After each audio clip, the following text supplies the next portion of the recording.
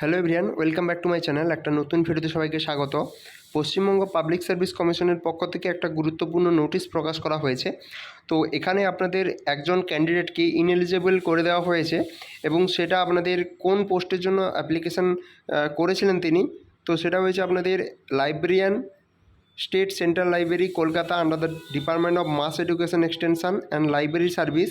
তো এই যে আপনাদের অ্যাডভার্টাইজমেন্টটা হয়েছিল 2020-তে, যেটা আপনাদের 14/3/2020-তে পাবলিশ করা হয়েছিল। তো সেই আপনাদের এক্সামটার জন্য একজন ক্যান্ডিডেট, তার এনরোলমেন্ট নাম্বার এখানে দেওয়া রয়েছে, রোল নাম্বার দেওয়া রয়েছে, ক্যান্ডিডেটের নাম দেওয়া রয়েছে নীলাঞ্জন মিশ্র।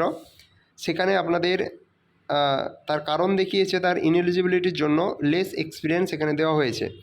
তো এখানে নোটিশে যেটা বলা হয়েছে, responded to the under noted advertisement of this commission is hereby inform that after scrutiny of the online application the following applicant appear to be prima facie unsuitable for being considered against the vacancy owing to non fulfilment of the essential eligibility criteria in terms of experience.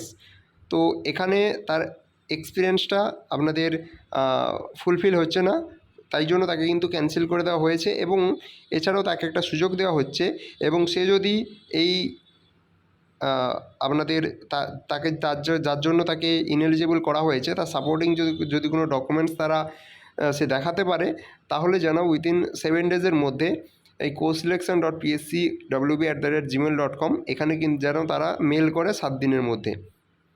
তো এরপরে তারা যদি submit করে তাহলে কিন্তু সেটা কোনোভাবে consider করবে না কমিশন। তো এটাই আপনাদের জানানো হয়েছে পিএসসির পক্ষ থেকে, এটা আপনাদের অফিসিয়াল ওয়েবসাইটে পাবলিশ করা হয়েছে।